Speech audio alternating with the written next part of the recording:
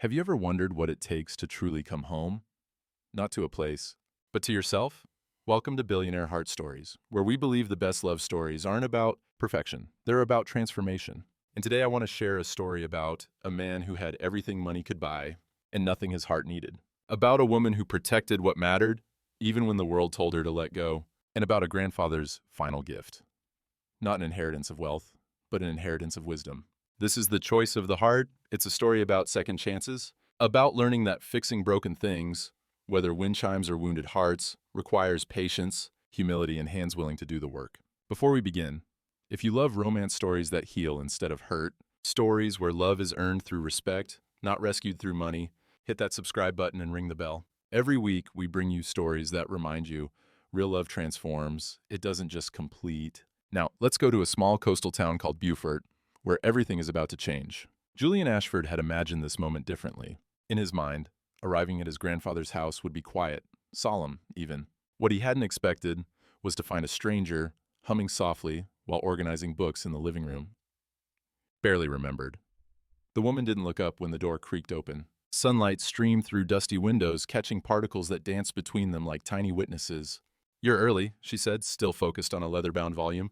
"Auction isn't until next week." Julian's throat tightened. "Auction? The one Mr. Silas's grandson is supposedly holding." She turned a page. "You know, the CEO who couldn't be bothered to visit for 3 years." The words landed like stones in still water. Julian stood frozen, briefcase in hand, wearing a suit that suddenly felt like armor. "I'm the grandson." Her hands stilled. She turned slowly, and he watched color drain from her face. Brown eyes went wide, then mortified. Oh no, don't worry." Julian's voice came out rougher than intended. "You're not wrong." The book slipped from her fingers. Neither moved to pick it up. St. Michael's Chapel smelled like old hymn books and rain that hadn't quite reached the coast. 4 people scattered across empty pews. Julian, the woman from the house, a tired pastor, and a lawyer checking his watch.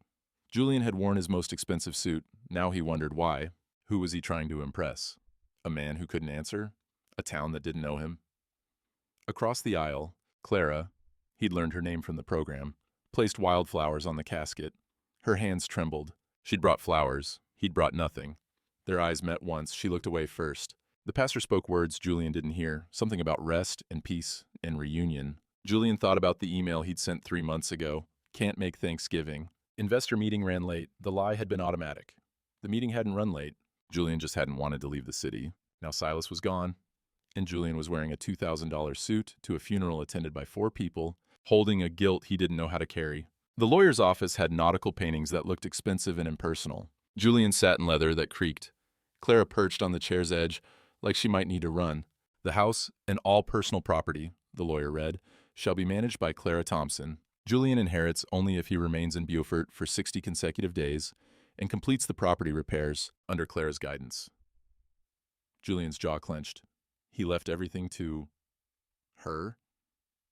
Not exactly. He left her the responsibility. "You get ownership if you earn it." There's also a video message. The screen flickered. Silas appeared, sitting on a porch Julian vaguely remembered. The old man was smiling. "Julian, if you're watching this, you came. That's more than I hoped for." Silas's voice was warm gravel. "I know you're angry, but I'm not punishing you. I'm giving you a gift. Clara, thank you for making an old man's last years his happiest. Now you two figure out what matters. The house isn't the treasure. What you learn there is." The screen went dark. Clara was crying quietly. Julian was very still, the way people are when they're trying not to break. Morning light made the old house look smaller than Julian remembered. He'd come back early, unsure what to do with himself in a town that had 1 coffee shop and no office buildings. A man in an expensive car was blocking the driveway. Julian heard raised voices. "Just the caretaker. When the real owner—" "I am the real owner," Clara's voice cut clear. "Per the will. And this house isn't for sale." Julian stepped closer, hidden by the corner of the porch. The man, Peterson, according to the business card he was waving, laughed. "Don't be naive, sweetheart. 6 figures if you just sign—" "Mr. Silas didn't leave me this house to sell it." Clara stood taller, though she barely reached Peterson's shoulder. "He left it so someone would protect it, from people like you. Bills will come. You'll change your— Get off this property, now." Julian stepped into view. Peterson's eyes flicked to him, calculating. Then he left, muttering about wasted time. Clara turned, saw Julian. Her chin lifted. I meant what I said. To you two, this house isn't for sale. Julian found himself almost smiling. I heard. The kitchen table was scarred from decades of use. Clara unpacked a toolbox that looked older than both of them. She handed Julian a list without ceremony. He read it slowly. Fix seashell wind chime, repaint fence, replace broken step. He looked up. This is a full renovation. It's a repair list. There's a difference. And I could hire professionals. You could, but Silas wanted you to do it, with guidance. She met his eyes. Why do you think that is? Julian set down the list carefully. I have no idea. Because he thought you needed to learn how to fix things with your hands instead of your wallet. A pause stretched between them. Then Julian said, That's surprisingly brutal for a dead man. Claire's lips twitched, almost a smile. He had 87 years to get good at honesty. Julian leaned back in his chair. So, how long did you know my grandfather? 3 years. You? Technically 33 years, effectively, maybe 3 weeks total. She blinked. Wow. You just roasted yourself. I respect that. An actual laugh escaped him. Did you just compliment me? Don't get used to it. She stood, gathering her things. You have 58 days left. 7 in the morning came too early. Julian wasn't a morning person. His assistant back in the city knew not to schedule anything before 9. But Clara appeared on the porch at 7 sharp, holding a thermos and work gloves. He answered the door, in pajama pants and a t-shirt from a conference he barely remembered attending. It's 7 a.m., he said. Silas started every day at 6:30. I'm being generous. And she handed him gloves that smelled like leather and salt air. The first item on the list, fix the seashell wind chime. Why is this first? Julian asked. Clara's expression softened in a way that made her look younger. Because Silas said, the sound reminded him of your grandmother. He wanted to hear it again before he died. Pause. He didn't get to. Julian looked at the broken chime hanging silent from the porch beam.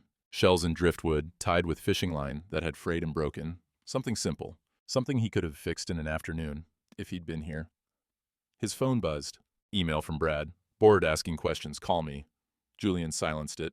The garage smelled like motor oil and decades of summer heat. Clara pulled out a toolbox that looked like it had survived wars. She held up a wrench. What's this? Julian squinted. Turning thing? A wrench. Try again. She held up a screwdriver. Definitely a turning thing. Clara laughed, really laughed, the kind that bent her double. Julian found himself grinning despite the embarrassment burning in his chest. In my company, he said, I have people who do this. In this town, that person is you. Are you enjoying this? Immensely. She showed him how to hold a hammer, her hand over his, adjusting his grip. Both noticed the touch, neither mentioned it. Julian swung, missed the nail, hit his thumb. Shit. Clara winced in sympathy. Are you okay? My dignity is injured. Your dignity wasn't holding the hammer right anyway. But she was gentle when she examined his thumb, checking for real damage. Her fingers were calloused. From work, he realized.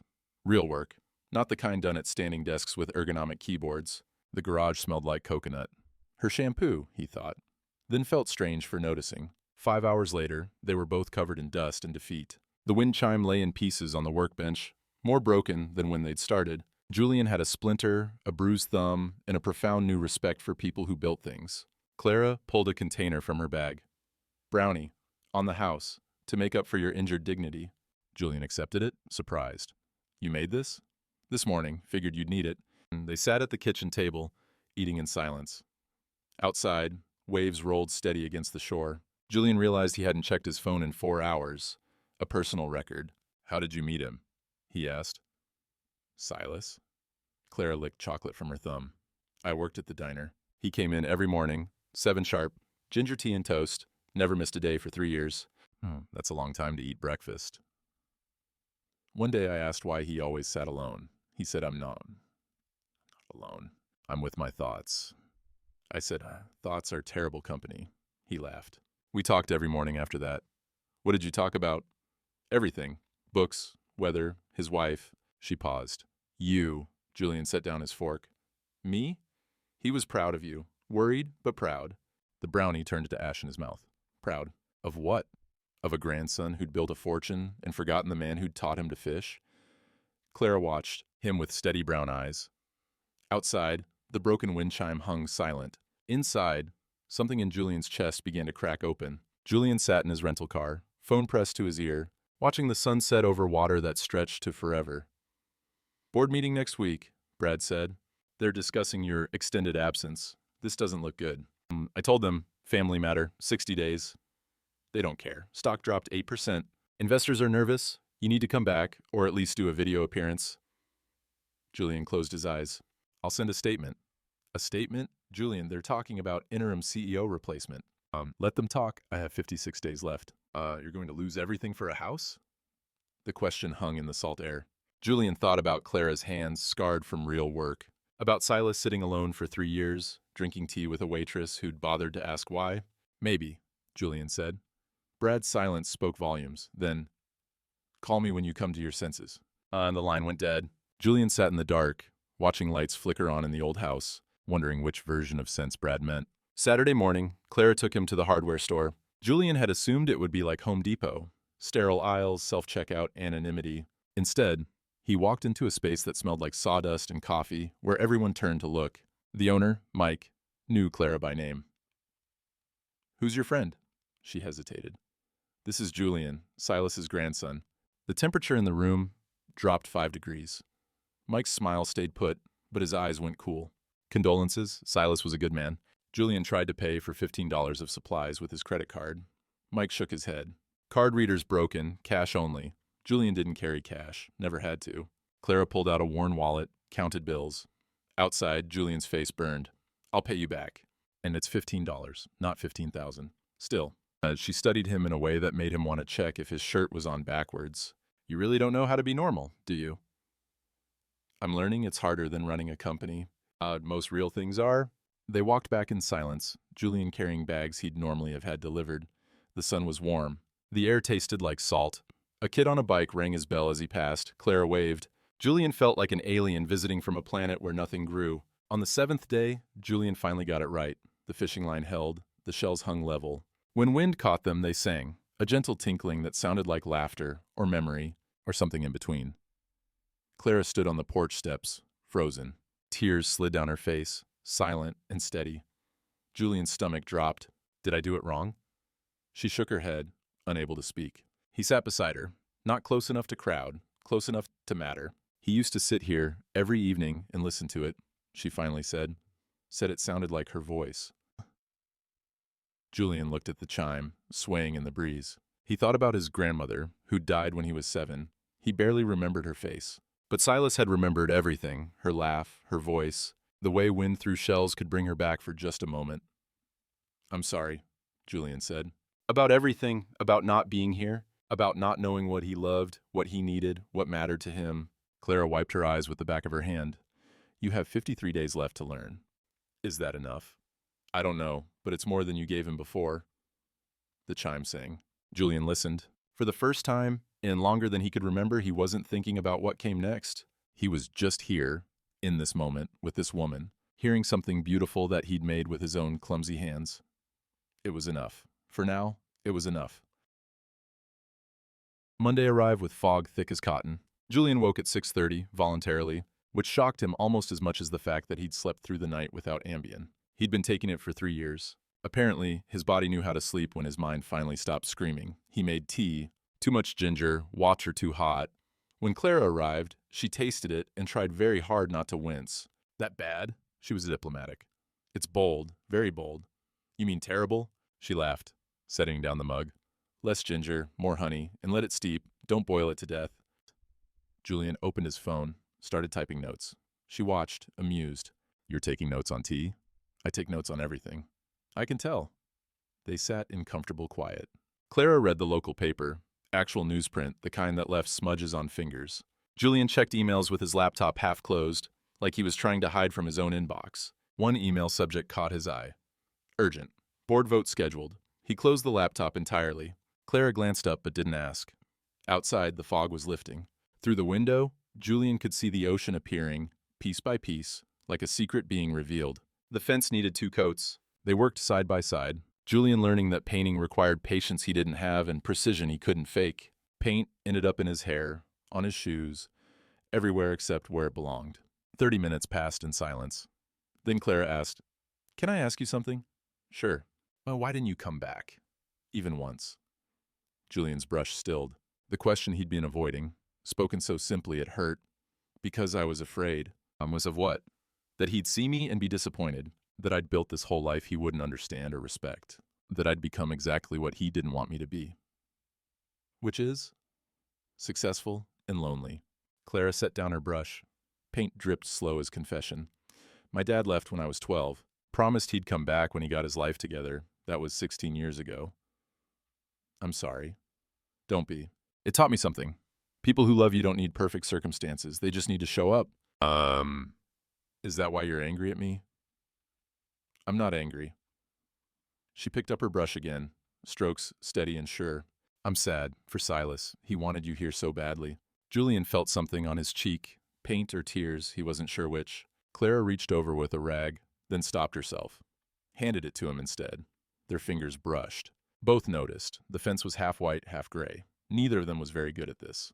But they were here, trying, and maybe that was what mattered. Clara taught him to make seafood chowder, Silas's favorite. Julian discovered he was catastrophically bad at chopping vegetables. The onion looked like it had been attacked. The potatoes were various sizes ranging from dice to boulder. Clara took the knife gently. You run a billion-dollar company but can't dice an onion? Different skill sets. Clearly. She showed him, rock the blade, keep the tip down, let the knife do the work. Her hand over his again, guiding. This time neither pulled away immediately. Outside, rain started falling. Inside, the kitchen smelled like bay leaves and possibility. The soup turned out decent, mostly because Clara had rescued it 3 times. They ate sitting on the floor, bowls balanced on their knees, rain drumming the roof. Julian made exaggerated, delicious sounds. Clara laughed. You don't have to pretend. I'm not. This is the first thing I've cooked in 15 years that didn't come from a meal kit service. You use meal kits? Used. Past tense. Apparently I'm learning real skills now. Amazing what happens when you can't throw money at a problem. She said it lightly, but Julian heard the truth underneath. Money had been his solution to everything. Tired? Hire a chef. Lonely? Buy a bigger house. Grieving? Work harder, make more, prove you're worth something. None of it had worked. But this, floor hard beneath him, soup warm in his hands, rain and Clara, and something that felt like home. This was working. Friday afternoon, Julian decided to surprise Clara with lunch. She'd mentioned working at the bookshop. A part-time thing, she'd said, to be around stories she loved. He found her, but she wasn't alone. A man had his hand on her arm. Handsome, Julian noticed with a twist in his gut. Familiar, from the way he leaned too close. You're working too hard, Care. The nickname landed wrong. You need to take care of yourself. Clara pulled her arm back, gentle but firm. I'm fine, Evan. Evan's eyes flicked to Julian, calculation sharpening his features. Who's this? This is Julian.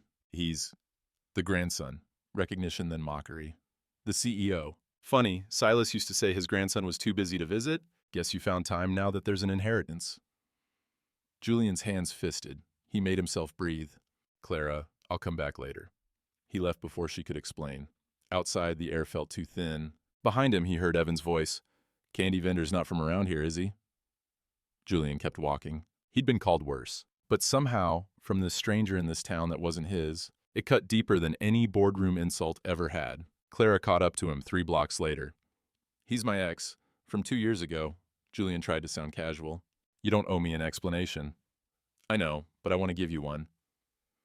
They'd reached the beach path. Waves made conversation seem smaller, less significant. Clara's hair whipped in the wind. Evan was controlling, wanted me to move to the city with him, leave this town, leave Silas. I said no. He didn't take it well. Does he bother you often? Sometimes. He thinks he's protecting me. Julian felt his CEO instincts activate. If he's harassing you, I can... Clara stopped walking. You can what? Hire a lawyer? Threaten him? Buy him off? The words hit like cold water. Julian closed his eyes. I was doing it again, wasn't I? Yeah. The ocean crashed. A seagull screamed. Julian made himself look at her. You're right. I'm sorry. I'm not good at this. At what? At being a person instead of a position. Her face softened. Then learn. You have 46 days left. She smiled, small but real. Julian felt something loosen in his chest. He was allowed to make mistakes, allowed to apologize, allowed to be learning instead of knowing. They walked back in silence that felt like forgiveness. The sun broke through clouds, lighting the water in pieces. Julian thought about protection versus respect and how he'd spent 33 years confusing the two. Thursday evening, Clara mentioned the Harvest Festival, like it was a test she wasn't sure he'd pass. Whole town goes. Silas never missed it. Julian shifted uncomfortably. I don't really do town events. You're doing a lot of things you don't do lately. Fair point. She picked at the porch railing, paint flaking under her fingernails. You don't have to come, but it would be good for people to see you as a person, not just the grandson who inherited. Julian thought about Mike at the hardware store, about the woman at the diner who'd been warm to Clara and cold to him, about being judged for sins he'd definitely committed. Are you asking me or telling me? Clara's lips quirked, asking, but strongly. What time should I pick you up? Her surprise was gratifying and terrifying, because Julian had no idea what people did at harvest festivals, or how to talk to strangers who'd already decided he was guilty, or how to be in the world without his title as armor. But he'd figure it out. He was learning, after all. Julian wore a button-down shirt. Everyone else wore flannels. He stood out like a yacht in a fishing village. Clara introduced him to people whose names he immediately forgot. Conversations died the moment he opened his mouth.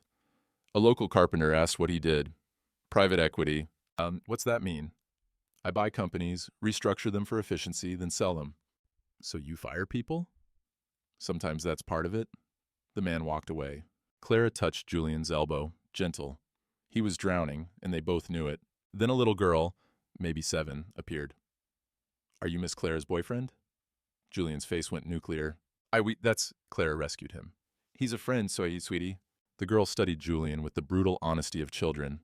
You're bad at talking. She skipped away. Clara was laughing so hard she had to hold his arm for balance. I'm drowning here, Julian muttered. I can tell. She dragged him to the ring toss booth. Julian failed 5 times while children laughed. On the 6th throw, the ring caught. He shouted like he'd won Olympic gold. Clara was delighted. When's the last time you played a game?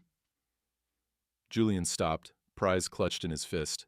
15 years, maybe more. That's sad, I know. But right now, holding a stuffed bear he'd won by throwing plastic rings, surrounded by people who found him weird but not threatening, with Clara laughing beside him. Right now, he wasn't sad at all. The band shifted to something slow. Couples drifted to the makeshift dance floor. Julian thought about leaving. He didn't dance, hadn't danced, wouldn't even know where to start. Then Walter, an old man who'd known Silas, appeared. He gave Julian a gentle push. Ask her to dance before someone else does. I've never. First time for everything, boy. Julian approached Clara like she might run. Would you want to possibly... Are you asking me to dance or having a stroke? The first one, I think. She took his hand, led him to the floor. String lights overhead, music soft as apology. Just sway, she instructed. You can do that. Julian stepped on her foot immediately. Sorry. New plan, smaller steps. He stepped on her foot again. They both started laughing. The kind that bends you double, that makes dancing impossible. People stared. Julian didn't care. The music slowed more. Laughter faded. They were just swaying now, close enough that he could smell jasmine in her hair, feel her hands small and warm in his. I've never done this, he said quietly. Danced?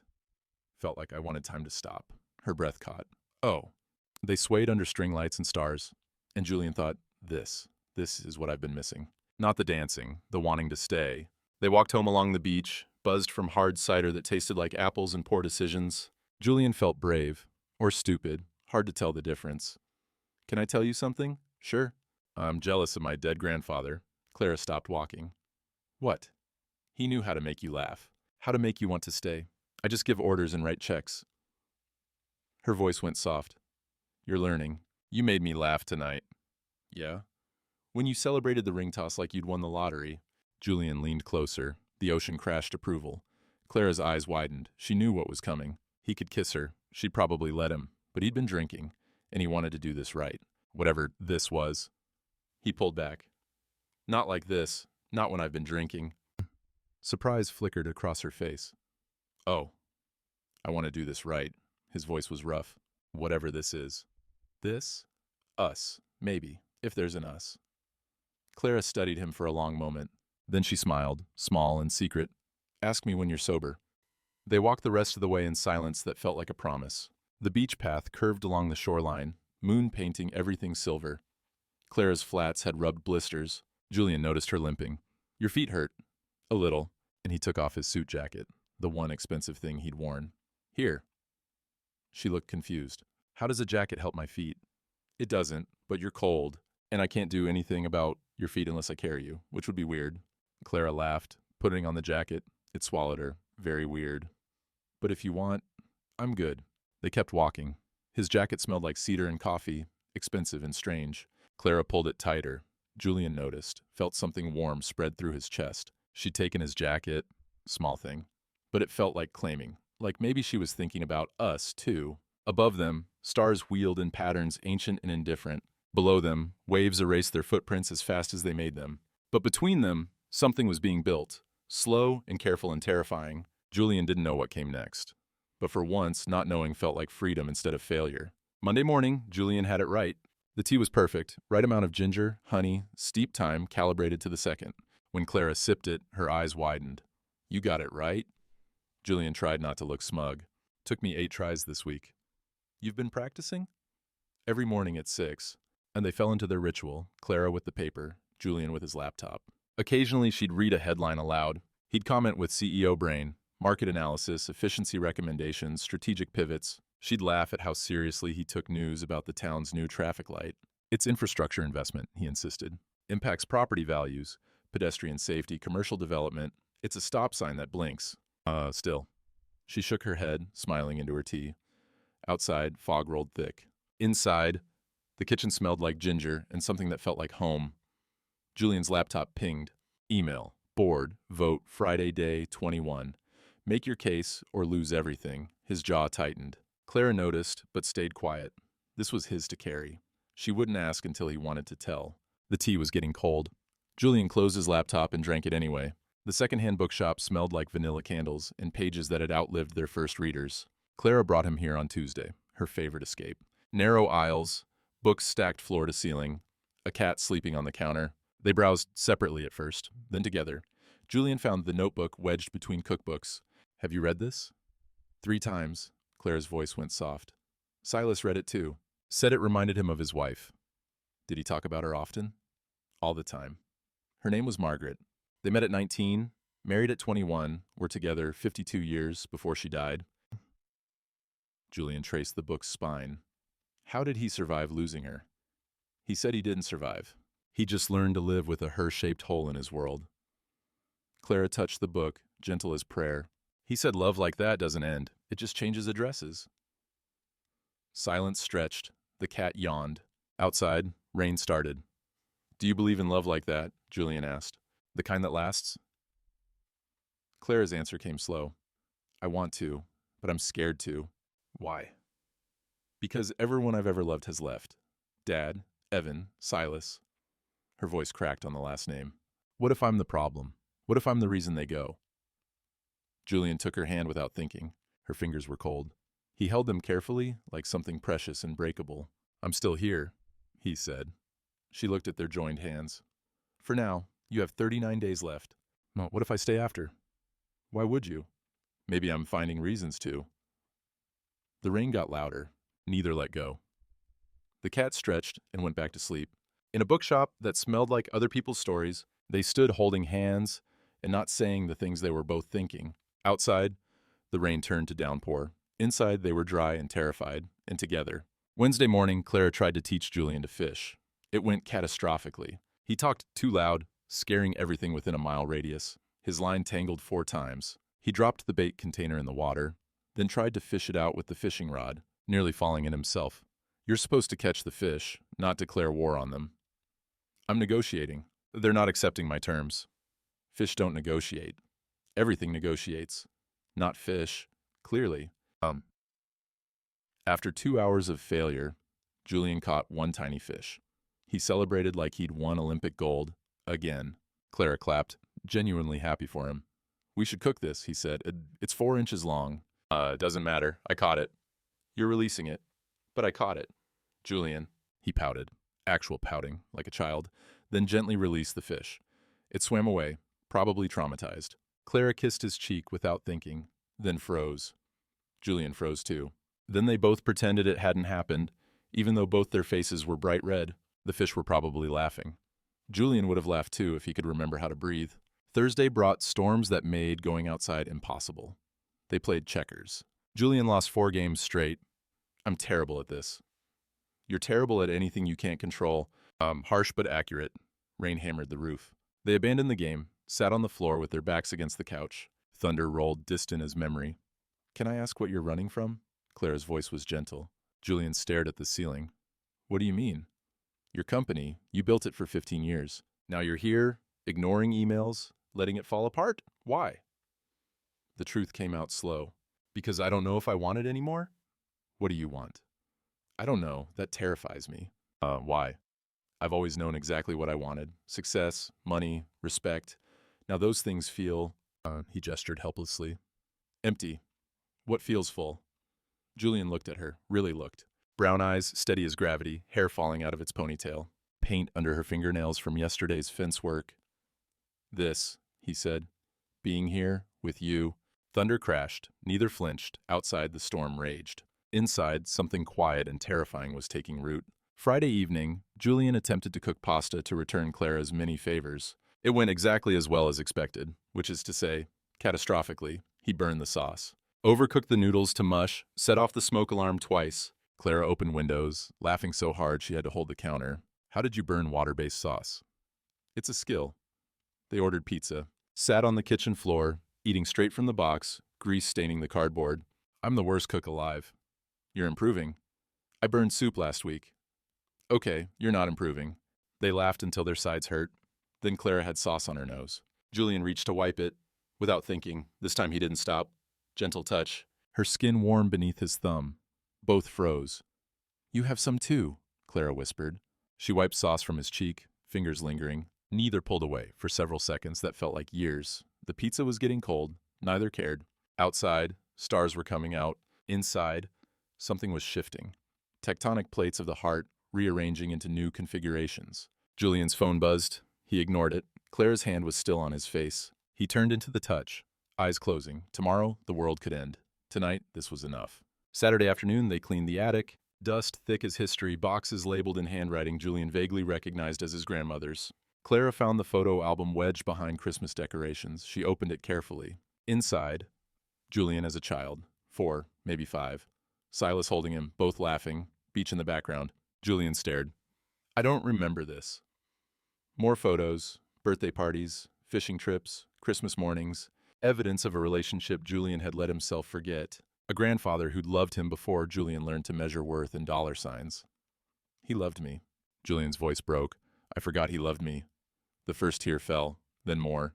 Julian breaking open. After 33 years of holding it together, Clara pulled him into her arms without hesitation. He cried into her shoulder, great heaving sobs, grief that had been waiting decades for permission. She held him, said nothing, just held him while he fell apart. Outside, the sun set. Inside, Julian learned that breaking wasn't the same as breaking down. Sometimes you had to shatter to find out what you were really made of. When he finally pulled back, Clara's shirt was soaked. She didn't seem to care. I wasted so much time, he whispered. You're here now. It would have to be enough. Julian didn't know how to make it enough, but he'd try. He'd keep trying until trying became being, and being became belonging. That evening, his phone lit up with an email. Board vote results. Motion passed. You are removed as CEO, effective immediately. Julian read it once, then turned off his phone. Clara was in the kitchen, humming. He could hear her through the floorboards. Somewhere, a career he'd spent 15 years building was ending. Here, in this attic full of dust and memory and photos of a love he'd forgotten, Julian felt the strangest thing, relief. Sunday morning, Clara was scrolling through news on her phone when she froze. The headline made her stomach drop. Missing CEO found billionaire Julian Ashford playing house in coastal town while company crashes. She read it twice. $800 million, not thousands. Millions. Company stock down 23%, 400 jobs potentially lost. Board removed him as CEO Friday. $800 million. The man who'd struggled to make tea was worth more than this entire town combined. The man who'd been proud of catching a 4-inch fish could have bought the ocean. Clara set down her phone with shaking hands. Every moment replayed differently now. His awkwardness with money, because he had so much of it. His I can hire people, because he owned the people. The $15 she'd paid at the hardware store. Had he been laughing at her, sure, or was he really trying to be normal? She didn't know him. Had she ever? When Julian came downstairs at 7:30, Clara was waiting. She held up her phone. Were you ever going to tell me? Julian saw the article. His face went carefully blank. CEO face, the one he wore in boardrooms. I didn't think it mattered. Didn't matter? Her voice climbed. You're worth almost $1 billion, and you didn't think that mattered? To me, it doesn't. That's just a number. It's not just a number. It's 400 people's jobs. It's a completely different world than mine. I didn't tell you because I didn't want you to look at me differently. Well, now I do. Because you hid it. Julian's jaw tightened. I didn't hide it. I just didn't lead with it. What else haven't you led with? What else don't I know?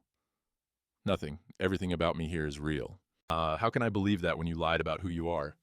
I never lied. His voice was steel now. I just wanted you to see me, not my net worth. Clara laughed, bitter. I can't tell the difference anymore. She asked him to leave, not forever, just for tonight. She needed space, needed to breathe, needed to figure out if the man she was falling for was real or just another rich person playing pretend. Julian left without argument. The door closed quiet as a wound. Evening shift at the diner. Clara had picked up extra hours because thinking hurt less than feeling. Evan appeared like he'd been waiting for this. Saw the news. You okay? I'm fine.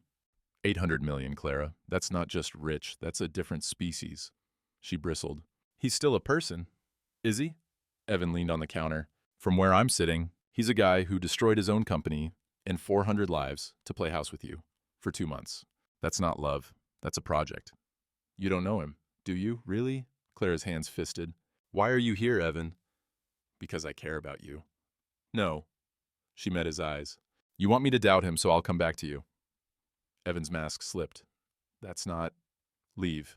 I'll figure this out on my own. After he left, Clara stood in the empty diner, surrounded by the smell of coffee and old grease. Evan was wrong about Julian's motives. She knew that, deep in her bones. But he was right that she didn't really know Julian's world, and that scared her more than she wanted to admit.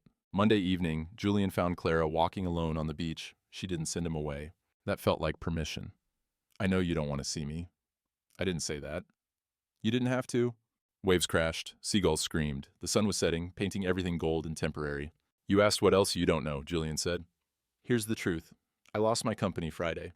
Board voted me out. I'm no longer CEO. Clara spun. What? I could have prevented it. Could have gone back, done video calls, reassured investors. I chose not to.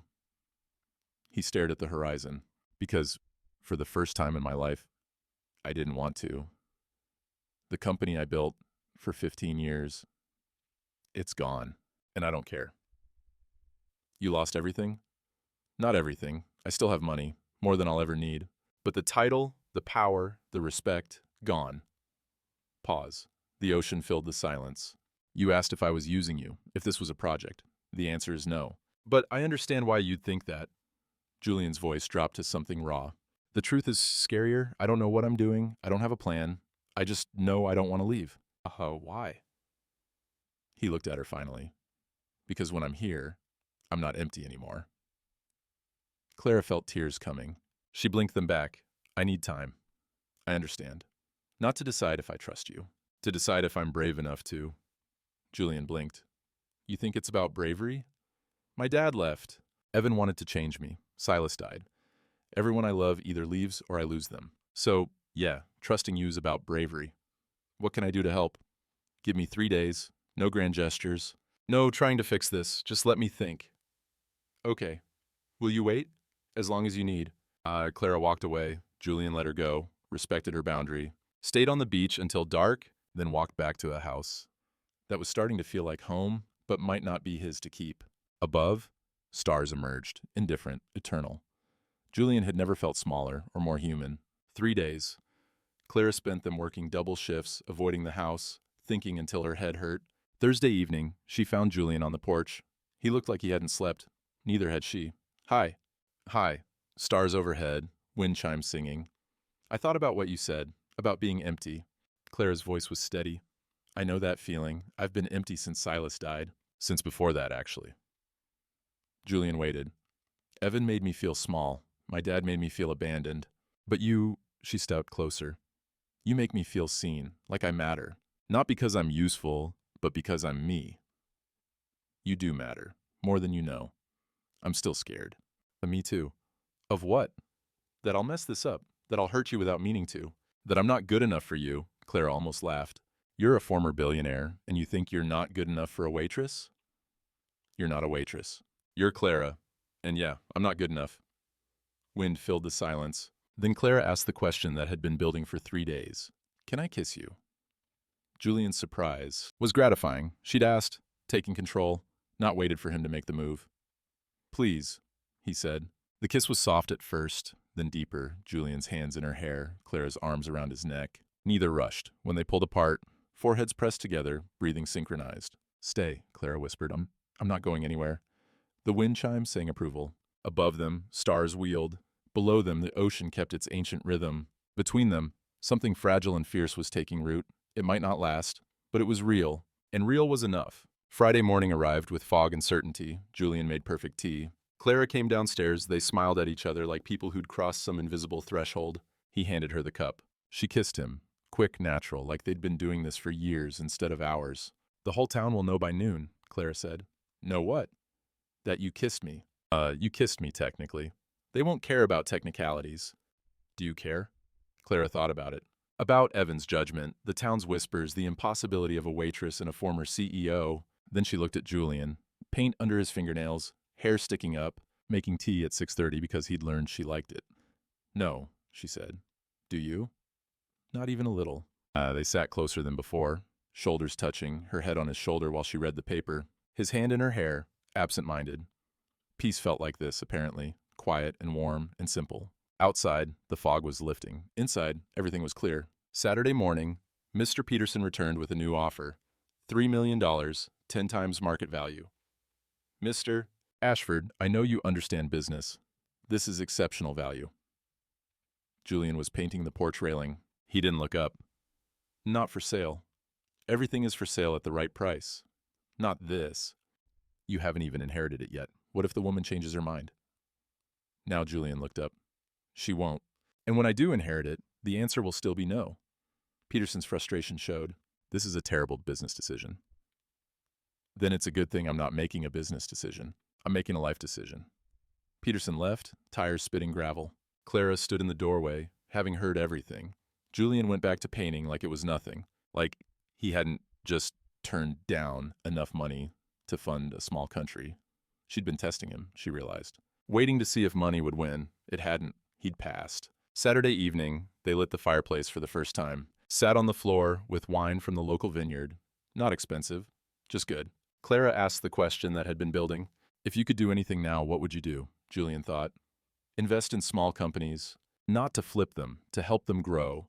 Be a partner, not a predator. You could do that from anywhere. Well, yeah, he looked at her. What about you? The bookstore restoration thing? There's an empty shop on Main Street. I've been thinking about it more. What's stopping you? Fear, money, the usual. Julian was careful here. Remembering his mistake, if you wanted a partner, just business advice, nothing else. Would you be open to that? Clara appreciated that he asked. Maybe. If it was equal partnership. Always. The fire crackled. Wine warmed them from inside. Clara leaned against him, his arm around her, and asked the real question. Are you thinking about staying after the 60 days? I'm thinking I don't want to leave. That's not the same thing? I know, but it's the truth I have right now. It would have to be enough. Clara closed her eyes, listened to his heartbeat, and decided it was. Sunday afternoon, they painted the spare room pale blue, Silas's favorite color. Radio playing oldies, both singing along badly. Paint fights broke out every 20 minutes.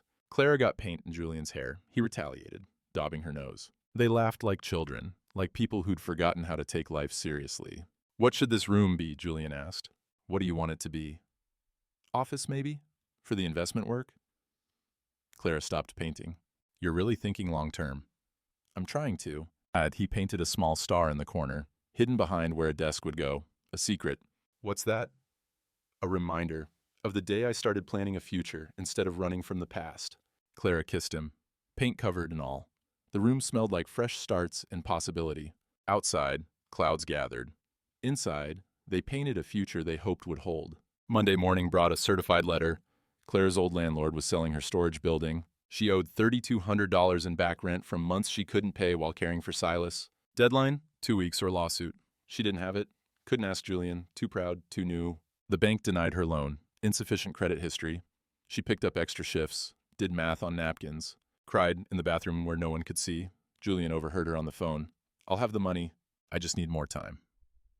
His CEO brain activated. I can fix this in 5 minutes. He should have learned. He hadn't. While Clara worked, Julian called her landlord. Got the number from the letterhead he'd seen. "This is Julian Ashford. I'm calling about Clara Thompson's account." "Are you her lawyer?" "No, a friend. I'd like to settle her account. All of it." "3,200? Yes, I'll wire it today."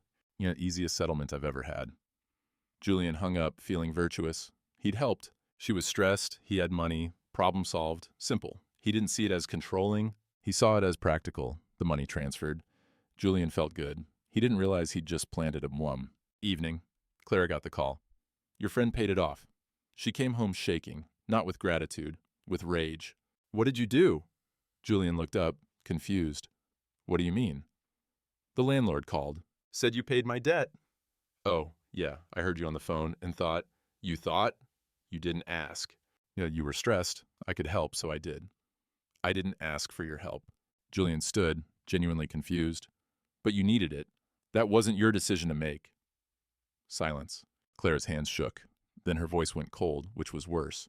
"Do you know what you just did? You made me a charity case. You proved Evan right." Evan? What is he?" "He said you were treating me like a project. And you are. Poor little Clara. Can't handle her own problems. Needs the rich guy to swoop in and save her." That's not what this is." "Then what is it?"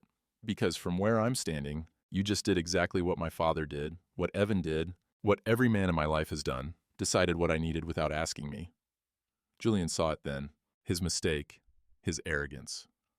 "I'm sorry. I just wanted to help. I don't need you to save me. I needed you to respect me. There's a difference." "You're right. I'm sorry. You'll what? Take it back? It's done. The damage is done." She asked him to leave. He went. The door closed quiet as a tomb. Tuesday evening, in a bar 2 towns over, Evan and Brad discovered mutual interest. Evan wanted Clara back. Brad wanted Julian back at the company. They leaked a story. Disgraced CEO buys girlfriend's loyalty. The article dropped Wednesday morning. Framed the payment as manipulation. Made Julian look calculating. Made Clara look naive. The town turned cold again. Whispers at the diner. Looks in the grocery store. Clara felt humiliated. Julian felt helpless. The poison spread fast. Truth moved slower, if at all. Wednesday night, both in the house, avoiding each other. Clara in the guest room. Julian in Silas's old room. Neither could sleep. 2 a.m. Both went to the kitchen. Froze when they saw each other. "Can't sleep." Me neither." Julian pulled out leftover pie. Cut 2 pieces without asking. Slid one to Clara. They ate in silence. "You still can't cook." "I can order pizza, though." "That's not cooking." "It's food acquisition. Close enough." Small smile from Clara. First in days. More silence. Then, "I'm still angry. I know. You really hurt me. I know. I'm sorry." "Why did you do it?" Julian set down his fork. "Because I'm an idiot who thinks money solves everything. Because I was raised to believe helping means paying. Because I'm still learning, and I messed up." Clara studied him. "I don't want your money." "I know. I want your respect." "You have it. I just didn't show it the right way." They finished pie. Clara stood to leave, paused at the door. "I don't want to lose you." Julian's voice was rough. "I'm not going anywhere. Even if I can't forgive you yet? Especially then." She went upstairs. Julian stayed in the kitchen, writing a letter Clara would find later. The house settled around him. Wind chimes sang outside. Julian wrote until sunrise, trying to find words for feelings he'd never learned to name. Saturday, town hall meeting. Julian asked for floor time. Clara was there. She helped organize these. 100 people watched him stand. "Most of you know me as Silas's grandson, the one who didn't visit. You're not wrong to judge me for that." He paused. "I'm not here to defend myself. I'm here to apologize. Publicly. To Clara." Every head turned. Clara's face flushed. "I paid off a debt she didn't ask me to pay. I thought I was helping. I was wrong. I didn't help. I disrespected her. Treated her like a problem instead of a partner." His voice shook but held. "Clara deserves better. She deserved to be asked. She deserved agency. She deserved respect. I can't take back what I did. But if she gives me the chance, I'll keep learning." Silence. Some nodded. Clara left without responding. Julian didn't chase her. Accountability without expectation. That was the point. Same afternoon, Julian hung a sign. Haven of Silas, community space. Announcements went out. The house would be free library, meeting space, refuge. Clara would manage it, run her book restoration business from one room. Julian had already put her name on the deed. Co-owner, equal power, he'd fund it, not control it. People were impressed. This wasn't a grand gesture, it was structural change. He was giving up ownership to give her security. Clara saw photos on her phone. Read the deed paperwork he'd left on her doorstep. She cried. This was what respect looked like. Evening. Clara returned to the house to talk. Found a letter in the kitchen drawer, dated from their silent night. Clara, I don't know how to love someone. My father loved through money. My mother loved through distance. Silas loved through presence, but I never learned the language. When you hurt, my instinct is to fix it with the only tool I know, money. I'm learning that's the wrong tool. You are not a problem. You're a person, my person, if you'll have me. I paid off your debt, not because I thought you couldn't handle it. I did it because seeing you in pain hurt me, and I didn't know what else to do. That's selfish. That's me trying to ease my discomfort, not support your struggle. You've taught me more in 35 days than I learned in 35 years. That showing up matters more than showing off. That listening is harder than solving. That respect means asking, not assuming. If you can forgive me, I promise. I'll ask first, I'll listen longer. I'll honor your agency even when it's hard to watch you struggle. Because you deserve a partner, not a savior. If you can't forgive me, I understand. But I'm staying anyway. Not in your life if you don't want me there. But in Beaufort. Because this town, this house, this life, they've given me something I didn't know I needed. A home. You gave me that, even if you can't give me more. Yours, if you want me. Julie and Clara clutched the letter, cried, knew what she needed to do. 10 p.m. Clara found Julian on the porch. He didn't turn, knew her footsteps. I read your letter. Okay. You're staying, even if I don't forgive you? Yes. Why? He turned. Because leaving means running. I'm done running. Clara stepped closer. You hurt me. I know. You'll probably hurt me again. Not on purpose, but you will. Probably. I'm still scared. Me too. Of what? That I'm not enough. That I'll fail you. That I'll... Clara cut him off. I forgive you. Julian stopped breathing. What? I forgive you. Not because you fixed it, but because you're trying. I'll keep trying. Every day. I know. Wind picked up. The chime sang. They stood under stars and wind chime song. Clara smiled through tears. He'd be proud of you. You think? I know. Julian's voice was nervous. Can I kiss you? I'm asking this time. Clara laughed. Yes, you can. The kiss was a promise. Slow, deep, certain. The wind chimes sang louder. Julian pulled back just enough to speak. I love you. Clara's eyes widened. What? I love you. I should have said it before, but I was scared. I'm still scared, but I love you. I love you too. They held each other, rocking gently, stars above, ocean in the distance, wind chimes singing approval. Behind them, the house glowed warm, the sign swayed, Haven of Silas, the two silhouettes wrapped around each other. Not perfect, not finished, but home. Some inheritances are houses, some are lessons. Silas left Julian both. And in the space between wood and wisdom, two lost people found each other and found home. A small thought to sit with love, I think, isn't about finding someone who makes you complete. That's the lie we tell ourselves in movies. Real love is messier than that. It's finding someone who makes you want to try, to be better, kinder, braver than you thought you could be. Julian didn't need Clara to save him. Clara didn't need Julian to fix her. What they needed was simple and impossibly hard, to be seen, really seen. Not as projects or problems or prizes, but as people, flawed and frightened and doing their best. The wind chime Silas left behind wasn't just decoration. It was a reminder that love is something you tend, something you repair when it breaks, something that makes music only when you let the wind move through it. If you're sitting with someone right now who sees you, truly sees you, paint-stained hands and terrible cooking and all, hold on to that. Not with fists clenched tight, but with open palms. Give them room to be human. Give yourself the same grace. And if you're alone, know this. The best love stories start not when someone rides in to save you, but when you learn to save yourself. The rest is just details. The house is still there, by the way. Haven of Silas. Still welcoming people who need a place to breathe. Still teaching the difference between fixing and honoring.